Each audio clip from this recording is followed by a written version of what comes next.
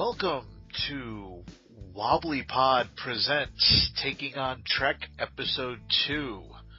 I'm Joe. And I'm Dave, and... I'm Batman. Oh, God. Get that man a lozenge, would you? Sorry. A little bit of tickle in my throat. Yeah, I noticed. So what's going on tonight? Anything good? Not too much. Everybody freaking out about some supposed storm that's going to hit us, and... Okay. When it comes to this storm, I'm going to tell you right now, I have literally heard one forecaster today say it is going to be anywhere from 6 to 36 inches. Yeah, I've also heard that we might not get really anything. Yeah. I've heard 3 or 4 different, versions. Once it gets a little bit closer, they'll figure it out. Not to mention, the U.S. technically doesn't have a weather satellite right now. That's why it's all over the place. They're using England's satellite. Yeah. But that's why it's been kind of all over the place. So I'm a little more forgiving towards them right now. So, obviously we are here to talk about things. Star Trek. Do you have any news? Well, I had brought it up in last week's news about, the rumors that were circulating around Cumberbatch's character again, about him being Robert April. I have recently been reading the comics for the upcoming movie. The comics are called Countdown to Darkness. Yes. Issue 1 is already out.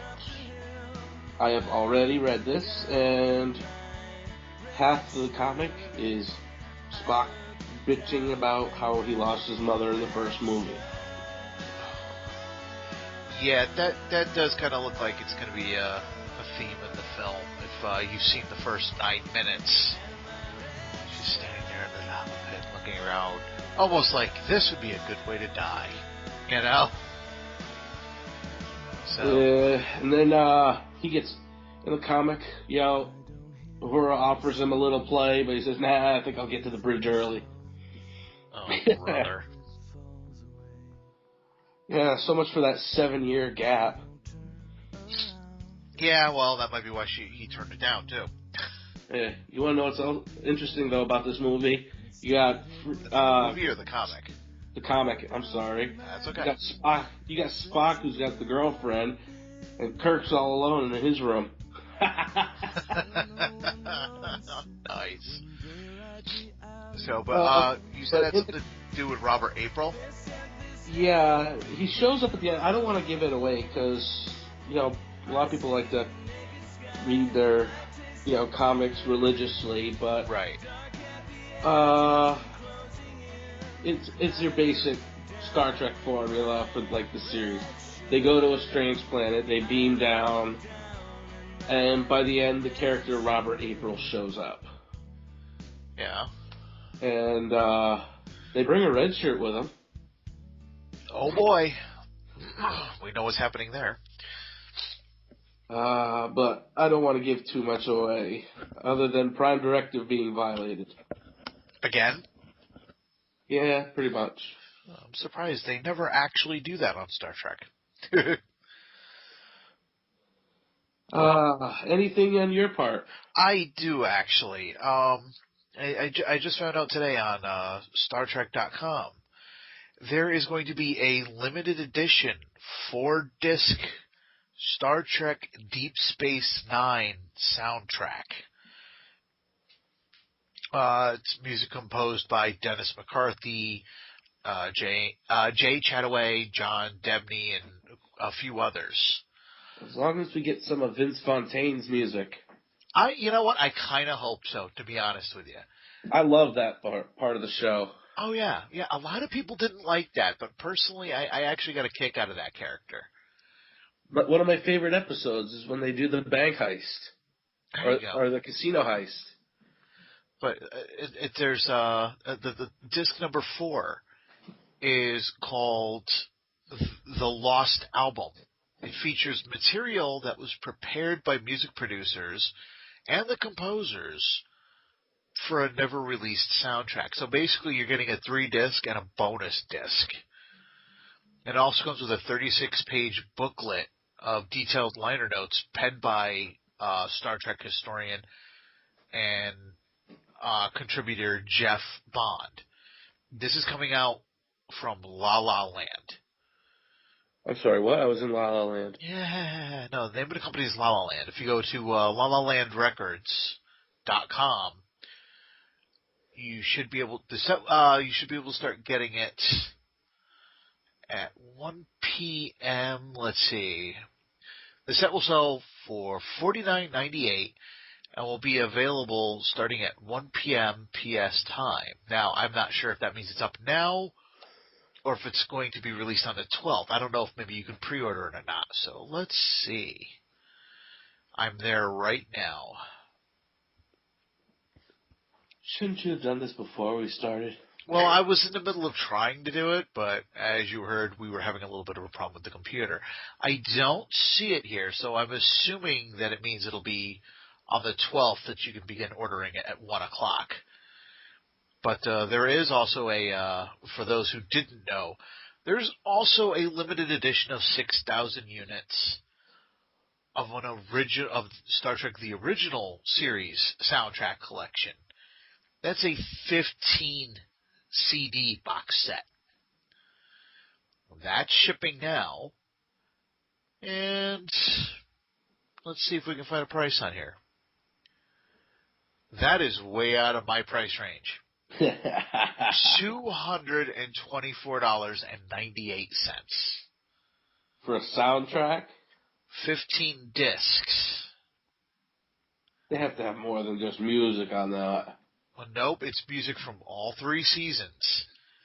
Each season is 5 discs long, so it's damn near every piece of music ever written for that original series. That's actually a pretty comprehensive set. I've got to give them credit on that one. I'll never be able to buy it because there's no way in hell I have that kind of money. But could rob a bank. Yeah, there you go. So, but yeah, that's pretty much it. So, actually, if you're going to, here you go. If you're going to be at the Creation Entertainment Grand Slam Star Trek and Sci-Fi Summit, they will have sets there, and that is February 15th through the 17th in Burbank, California. So if you're going to be there, a little more Trek news. I don't know if I mentioned this on our last episode of Wobbly Pod, but we actually have a cast from Star Trek: The Next Generation who's going to be at this year's Kineticon. Oh, the cast member. Yes, that's our local sci-fi convention. Marina Sirtis will be at this year's Kineticon, and if I go, I will be the only one there probably to get her to sign a picture of Demona. There you go. Hopefully, and I mean, this is such a long shot, but hopefully between the two of us, since we're both going to be there, we might be able to grab an interview with her. I'll have to see if I can get the mic and see if we can sit down and grab like a 5-10 minute interview with her. Yes, like, what was it like working with a beautiful woman like Gates? Oh. What was it like? Did you ever actually get to scream, "Shut up, Wesley"? And how far did Worf's ridges go? Ooh, yuck. Did you laugh when Captain Picard said that it looked like a fanny? All right. Damn. Anything else? That's it on my end. Just wanted to keep that kind of quick and easy. All right. So this week on Taking on Trek, we will be discussing 2 episodes. The first one... well, we should say the series. We are actually taking on episodes 3 and 4 of Star Trek Enterprise. Yeah, well, if they listen to the last episode, they probably know that we're doing Enterprise. Yeah, they might, but, every podcast is somebody's first podcast. Yeah. Well, our first episode of this podcast will be Fight or Flight. And I will do the quick summary for that. Captain Starlog, May 6, 2151. After helping them recover their dead crewmen, we had a chance to spend some time with the Axanar. Turns out they're androgynous and live over 400 years. I look forward to meeting them again under better circumstances. Before we resume our course, I've agreed to make a brief detour.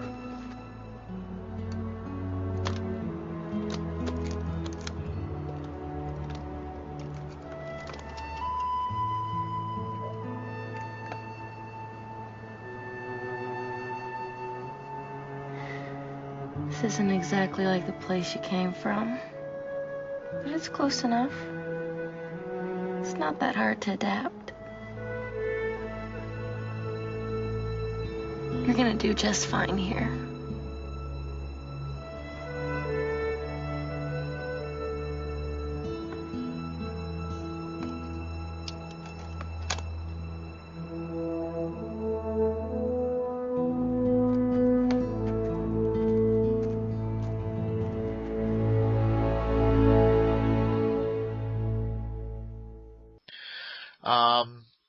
The Enterprise has now been in deep space for, I believe they said, 3 weeks.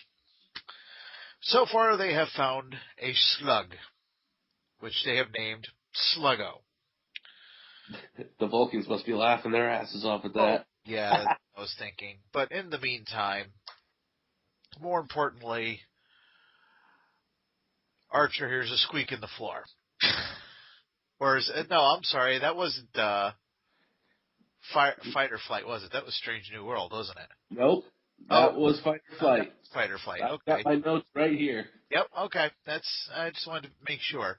I contributed to Space Madness. Yes, yeah, that's kind of what I was thinking. But anyway, he hears this squeak, and Hoshi comes in and says, "Oh, well, the stars are going the wrong direction. Can I switch cabins?" Sure, switch cabins. Anyway, who cares about that? Because it's never ever again. Okay, I got a real bad gripe about that scene. Okay, we'll get to it. I just want to fire through what the episode is, and then we'll get to our notes. Go through that. So basically, they're like, "Oh, well, is there anything out here? Is there anything out here?" They find a spaceship that has been attacked. They go on board, and it basically becomes a horror movie for about 5 minutes. Find bodies hanging upside down. I don't remember the alien's name, a species name, nor do I care because they never appear again. So they walk up. Hoshi screams like a 12-year-old girl. They tell her, "Knock it the fuck off." T'Pol's like, "Oh, well, we need to leave." Archer's like, "Why? Shouldn't we help them? Who the fuck are you going to help?" Good point. They leave. 5 minutes later, Archer feels guilty. They go back. I thought you should also mention that while these dead bodies were hanging upside down, they were being flushed of their bodily fluids.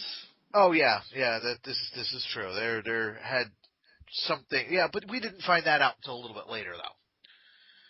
So they're hooked up to all these machines and everything, and they go back, and Dr. Phlox goes with them, and Hoshi goes back with him, which she was overly thrilled with.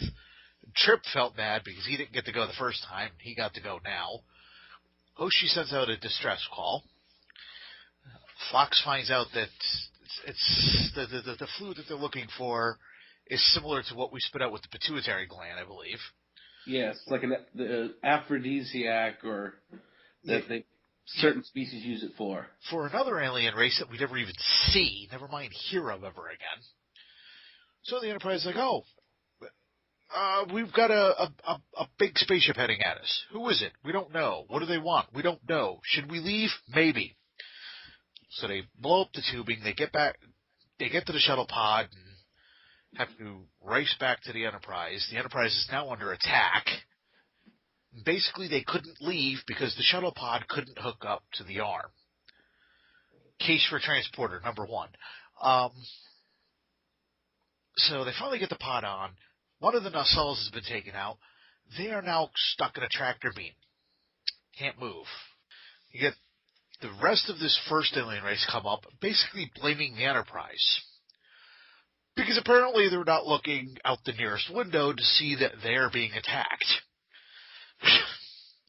So, Hoshi finally has to actually become an adult and say, oh yeah, this is my job, and not go, all the time. She comes up, manages to argue her case to these people. They use their lasers and shoot the tractor beam. The Enterprise gets free. Oh, by the way, what I forgot to mention, because really it doesn't matter because it doesn't play into anything later on, Malcolm's been having trouble with the missiles. They've been off by about 0.5%. Hey, guess what? He got it fixed just in time to shoot at the bad guys. So they shoot at the bad guys, get one hit, the other ship is like, screw you, we got it, and blows it to hell. Oh yeah, and then they take the slug to an enemy, another world and let it go, because it was either let the slug go or let Phlox's bat eat it. Sounds like a plan. The end. That's I will give it this: they did at least try to give Hoshi a little bit of character development. Very, very, very little. You know what? I can't stand Hoshi at all. You know what? I don't have a problem with Hoshi, but it takes a long time for them to really find something to do with her. Okay. First of all, she's laying in her room. The stars are going the wrong way. Here's an idea. Why don't you put your head at the other end of the bed? Oh, look, the stars are going the right way. Yeah, I know. Oh. So, what are your thoughts on this episode? My thoughts are it's a pointless episode. It's just, setting them out for simple exposure. Setting them up for exposing them to, their first contact. And it's not what they expect, basically. Yeah. Which I'm fine with that, but my God, it's like, yep, they find dead aliens upside down, another alien that we never see, and then the third one who argues with them while they're being attacked, trying to blame them. It was like the cheapest budget ever. It's like, well, it's like, okay, you see these guys being attacked. How in the hell do you get confused and think, well, they're under attack? They must have been the ones to do it.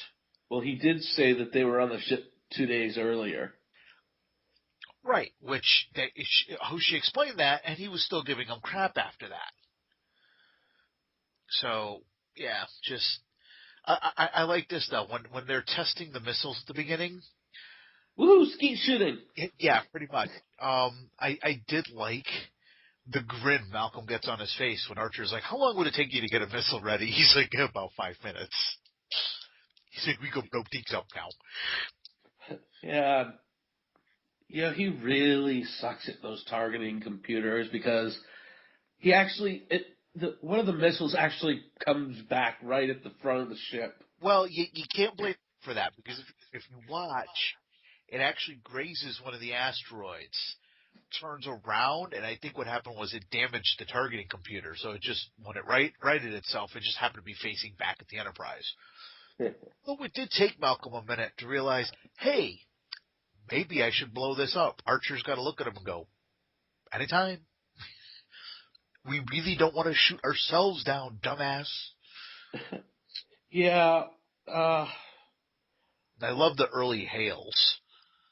I really like Phlox in this episode. Yeah, you know what? I will give it this. The scenes between Phlox and Hoshi, I really, really like. Or Phlox and Trip when they're in the cafeteria eating. Yeah, your He's favorite like, is coming up he's here. talking about the smell of a woman when she gets off of, when she finishes doing her workout, she smells like a nos again. Yeah. And I believe this by that smell, those two behind me are ready to mate. I wonder if they'll let me watch. Phlox, you perv. Yeah. Well, to him, it's not perving though. It's for him, it's purely the scientist in him. Yes, because he's already got quite a few wives, if I'm not misunderstood. If we find out later, no? Oh yeah, He's got plenty of wives. I think something like 6, 7. We'll find out as the series goes on. He's a Mormon. He's not a Romneyite. Um, but yeah, Hoshi in this, I realized something. The woman, at least to me, seems like she's got more OCD than Monk. Oh yeah, she's a hypochondriac with everything. The stars are going the wrong way. I'm claustrophobic. I can't fit in the fucking suit. Yeah, exactly. Well, like I said a couple minutes ago, I actually like the early hails. They didn't have the automatic hail set up, but it's just Archer. It's like, "Hi, I'm Captain Archer of the Starship Enterprise," and blah blah blah blah blah. And then he looks around, and Trip is like, "Earth, Earth, yes, because it's a good idea to send them star charts. Tell them the name of your home world, Yes, yes. but they can attack you immediately. That's brilliant." You read that was one of my notes. Great way to make first contact. You point an alien you don't know towards your home planet, so you have nothing to go home to. It's like I understand the idea. They really are out on a peaceful mission. So it's like, hey, if we're out here, more than likely you're out here in peace too. The Vulcans, they may be assholes on occasion, but they are they are peaceful. So I get the thinking behind it, but no, that's not a good idea. That's like going to a sci-fi convention and telling everybody where you live, and then being surprised if your house gets broken into. One thing about this episode too is Malcolm's a bit of a pyro in this episode. Yeah, He wants to blow everything up. Even he wants to blow up the door that thing, into the alien ship. I forgot about that. But one other thing I liked: first appearance of the phase rifles, even though they didn't get used. Malcolm has got that crate cracked open, and he's going through it. And they're like, what do we need these for? Yeah, he was so disappointed when Archer said, leave him here. Yeah, well, he was also disappointed again when he didn't get to blow the hatch. He was more disappointed than Jane not having to bring his grenades. Yeah. Well, there was one thing I liked when they're on the alien ship the first time. It really did have kind of a haunted house or a horror movie feel to it. Yeah, because they had like blood all around the ship and everything. Yes, that scene I thought was beautifully done. That actually helped a little bit while I was watching the episode. Okay, I've got one thing here. Now we were talking about how they're being shot at and tractor beamed and everything else. The first time he fires the missile, it kind of bounces off their shield just before they're caught in the tractor beam. Yes. It bounces off their shield. The only thing I thought it was missiles tickle. It did no damage at all. Well, actually, going back to that first time they were on the ship, or after they had left the ship for the first time, they see that, these aliens are dead. They know, what, there's nothing they can do to help them. Right. They're already dead. I agree with DePaul on leaving before whatever killed them comes back. Yes and no, because you know what? If they had stayed, this is where I agree with Archer. If they had stayed and figured out their database first to send the distress signal, even if they had left after that, at least they would have been away before those aliens showed up. Yeah, but they would have still tracked their warp. trail probably. Well, they could have gone to a safe distance or something in the meantime, and then showed up, having Hoshi been able to, letting Hoshi study the language, go back, see if anybody has found them, or for the third part, let's see if they had star charts as well. I believe they did, which they downloaded them. They could have tried to find the homeworld and say, "Hey, this is going on with your vessel. You need to get out here." Yeah, well, Archer was still like, we need to leave. There's nothing you can do here. Why we need to leave? Yeah, well, Archer, because he was pissed, I think, went off on T'Pol for the wrong reasons. Right. They were both right, but they were also both wrong. Yeah, but he just laid into T'Pol for just, being the voice of reason. Right. Right, and I do agree with you on that. She was again, she was doing the logical thing, but in this case it did make sense. But Archer is correct as well. They should have tried to do something to help. You cannot help dead people. No, but he could do what they went back to do, which was send the distress signal. Oh, right. Here's go ahead. Well, we also got our first non-finger probing.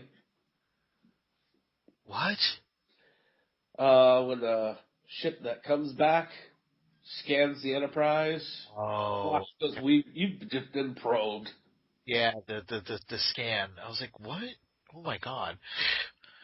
Yeah, they were probed without the finger. Yeah, that happens a lot in this series as a whole. But here's my other big problem. Now, they're being shot at. They're being held by a tractor beam, and you basically have holes being cut into the hull. And Archer is looking at Hoshi saying, "You need to talk to this other alien and get him to understand what is going on." And she still sits there. And want to go home. Yeah, like, I don't know if I can do this. They're digging into the fucking hole. It can't get any worse. I mean, even Archer's like, how much worse can it get? It's like, really, at that point, it's like, I don't care if she wants to go home or not. She's just proved that she can't handle that type of situation. Maybe they need to take her home after all. Yeah. Because that's not adapting, that's being forced into a situation. And as for the whole thing with the slug, really didn't care. It was just a setup for make sure that she's in there so she can have her conversations with Phlox. So she can have a pet. Pretty much. Not to mention, okay, the end of it kind of, I know some science, but introducing a species that, to a foreign, land, like a different planet, that doesn't always end well. Yeah, no, it doesn't. They just fucked up an entire ecosystem for all we know. Yeah, really. But, yeah, I don't know. Yeah, it turns out its droppings are actually extremely poisonous to that atmosphere. They just killed an entire planet. Yeah, I don't know. It's just, I don't know. I don't have any other notes on it other than just, like I said, Hoshi had a little character development. Otherwise, it was just boring. It just wasn't a very good episode. It wasn't even character development. It was just more of her whining about little shit. Yeah, pretty much. I mean, in all the other Star Treks, the women were powerful, or not powerful, but they were strong, and intelligent. She's intelligent. We've seen her be intelligent. And later on down the road, we'll actually see some of that strength of Hoshi come into play. But right now, just, oof. There's something wrong with the warp engine. Oh, the stars are going the wrong way. I wet myself. What? Stop it. But the only two times I actually think I liked her character was Empress Hoshi and, the episode where she ends up topless. Yeah. We'll Well, get to that later, folks. yeah, really. Those are both way down the line. So. The anticipation is killing me. Okay. I And have nothing left for that. yeah, me either. The next episode is going to be Strange New World. You didn't shoot me last night, did you? I'm afraid I did. I was hoping it was all just a bad dream. Are they gone? They were never here. What? There were no rock people. You were all hallucinating. The pollen? Yes. Then what about that speech you gave to the wall? The captain felt that if I played along, it might help persuade you to lower your weapon. You'd grown increasingly illogical and violent. Something about splitting me in two. A pretty good performance. Look, I know I kind of shot my mouth off last night. You were under the influence of the pollen. We all were. Challenge your preconceptions, or they'll challenge you. Commander? That's something Mr. Velik used to say. 10th grade biology class. He was a Vulcan scientist who came to teach us about life on other worlds. I'd never seen a Vulcan before, not up close. It scared the hell out of me. Perhaps it's not too late to follow his advice. Ow. Almost twisted up my neck. How's Novakovich? Do we know? The captain says he's going to be fine.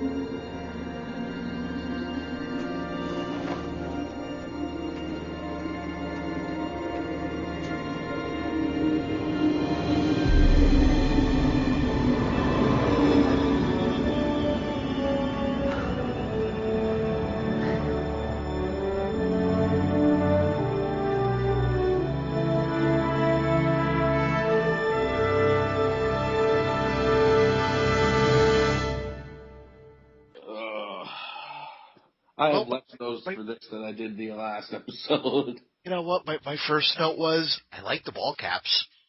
Yeah. I genuinely like those. I think that was the best part of the episode. I think my first note was, because what happened the last time the captain didn't listen to Paul about protocol? Yeah, well, you can't necessarily blame him for this time. Because she was planning on staying behind anyway. So, granted, they should have dropped the probe first. I think that kind of becomes a... All right, you should actually do a synopsis before we, go into the episode. You are actually correct. So you go ahead, you give the... You give the synopsis for this one. And Alrighty. Strange New World. Starts out with a couple of crewmen in... it's kind of like the 10 forward area. They think they're going to a nebula. They're talking, and they, look out the window, and there's a planet. Apparently, Archer has made himself a nice little detour, found an M-class planet, and they want to go exploring. So they take a shuttle down. The two crewmen that we see in the beginning, one of them, who happens to be an entomologist, study of insects, for anybody who doesn't know that. And they end up staying the night. Ghost stories and all. Just the only thing they were missing was, roasted marshmallows. Marshmallows or marshmallows? Marshmallows. Yeah, good point. Throughout the rest of the episode, while Archer has returned with what was it? What was his name? I forgot his name. Well, Archer goes back to the ship. Well, brought Porthos down. Did he bring Malcolm down with him? Yeah, it was Malcolm, I think. Him and Malcolm go back up, and they leave the rest of the away team down to spend the night. Throughout the night, a storm kicks up, and they all have to take shelter in a cave. Everybody starts going crazy, and after that, we got Trip, who's the most crazy of all, threatening to kill T'Pol. We find out actually that there's a pollen in the air that's basically it's a hallucinogen and a toxin. A little too much LDS. Sorry, we're making future Star Trek jokes here already. Hey, it's all relative. There is no future. Let's see. They go crazy. They think they're seeing monsters or people coming out of the rocks, rock people. Trip thinks Trip and the rest of the away team think that T'Pol is in league with them. She seems to be the least affected. Eventually, it comes down to a standoff between T'Pol and Trip, and T'Pol shoots Trip. You're leaving out why. Because he was going to crack her skull open. No. Remember, they were on the comm with Archer at this point. Archer knew what was going on. So he had to convince Tucker to lower his weapon because they explained to Tucker that she really was in league with the rock people. But they weren't supposed to come into the cave. Only she was supposed to be able to talk to them because Vulcans have had dealings with them before. So she has to speak to them in Vulcan. That way, Hoshi and her can figure out, and Archer can figure out how to get him disarmed long enough for her to stun him. That in turn causes her to shoot him. She ends up getting a they transport an antidote down for the effects of the pollen, and she shoots everybody up. And then the next morning, when the storm has passed, they all get up, walk out, and go back up to the ship, and that's pretty much it. This is a very, very subtle and lame episode. Yeah, well, it did kind of vaguely remind me of The Naked Now and The Naked Time. Nobody was actually seeing things in those. It wasn't hallucinating. Oh, no. I realize that, but it's kind of the same type of thing where nobody is quite in their right mind. It actually would have been a cool little thing if they had realized, hey, this is the same planet around that sun. You could have had it literally be a trilogy. I still think of it as, a bland filler episode. Oh, yeah, no, that goes without saying. And they're only 3 episodes in. Yeah. Or if you count the first 2 being 1, or the first one being 2 parts. Right, which we are. Although I'll tell you that when they first get to the planet, Porthos is running around, and Trip looks at Archer and he says, "Look, where no dog has gone before." I wrote down, "Arf, arf, gotta find a tree." Although to Paul, to her credit, she held it together, but she really did look like she wanted to punch the captain and Trip a couple of times before things started to go downhill, when they were still walking around. Yeah, especially when they started acting like tourists taking pictures. Yeah, they took the picture, and she's just like, "I want to kick you in the head." I thought that was just brilliant. one of my other notes was, now they're in the windstorm at this point, and they're still in their tents. They're not really being affected all that much yet. At least I don't think they are. Well, the first one who's actually affected is standing in that field of CG flowers. Yes, that's right, because they made very sure to show him taking that big sniff off that daffodil. Oh my God, I couldn't stand all the CG that they had to put in this episode. It kind of drove me nuts. I don't think CG. I don't mind the CG, rock people that they were seeing, but I'm talking about the CG backgrounds. The landscape. Oh, you mean with him in the field of flowers? Yes.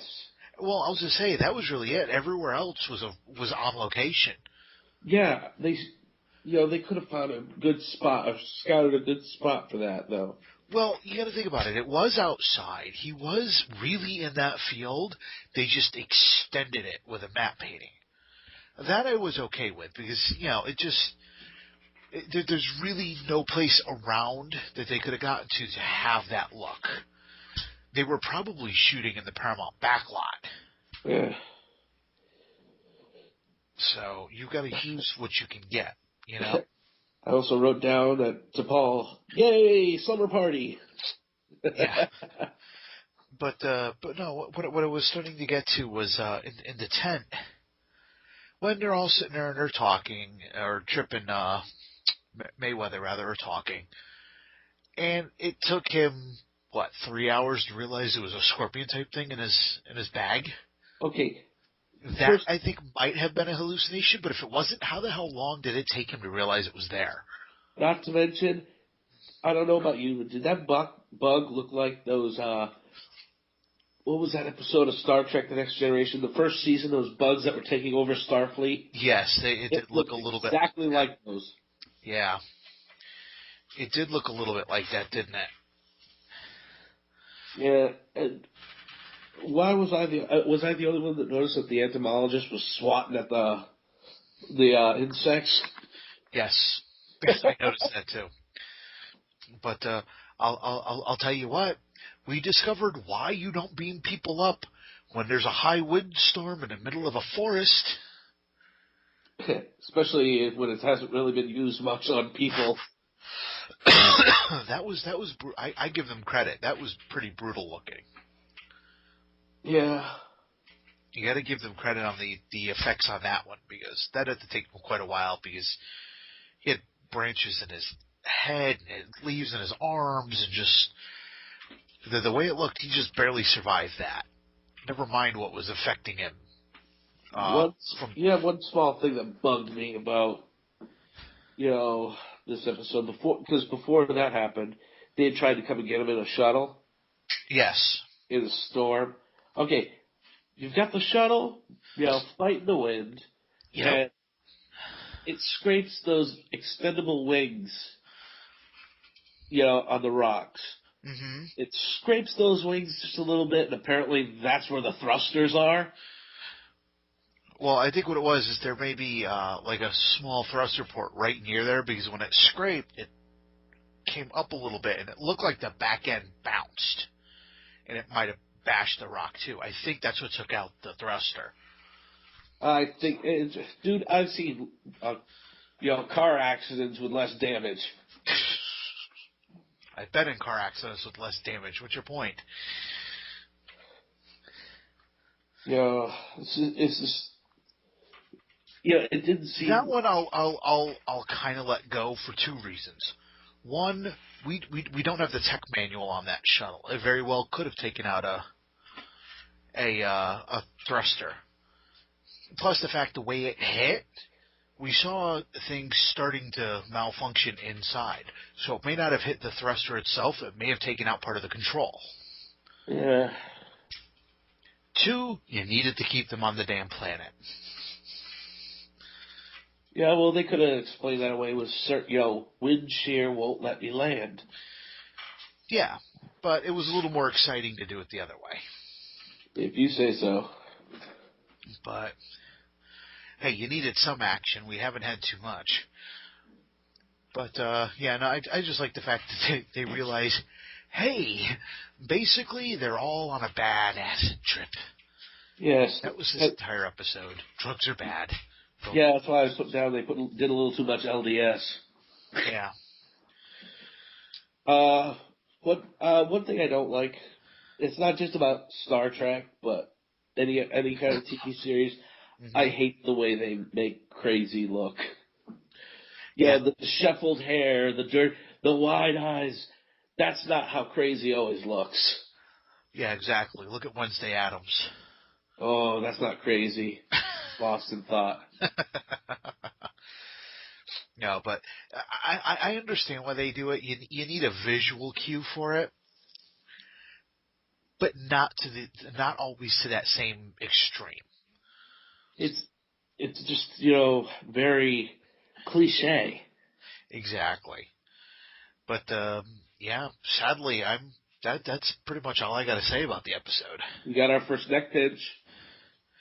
Oh yeah, that's right. They introduced the Vulcan neck pinch here as well because she knocks out Mayweather so she can give him the injection at the end. Yep. I mean, I'll give him this. You knew nothing was going to happen at the end, but the standoff between Tucker and T'Pol was actually pretty well done. Because he really was right there about to shoot her. I have to give them credit on that. And even though she was affected, she played it real cool. Right. And, yeah, basically, no character development in this at all. I'm not going to be counting character development moments throughout the series, but it was a slog. Both of these episodes are actually pretty damned difficult to get through. It just went on and on forever. It's just, okay, people are going crazy and we'll have to wait out the storm. Okay. Yeah, exactly. And you're looking at the picture of the weather pattern of the storm that's going over. They're in the mountains, right? And the storm looks like a hurricane. Yeah. Didn't look like it was over water to me, but it was a windstorm. But yeah, that's really all I've got for this episode, unless you've got anything else. I've got nothing. All right.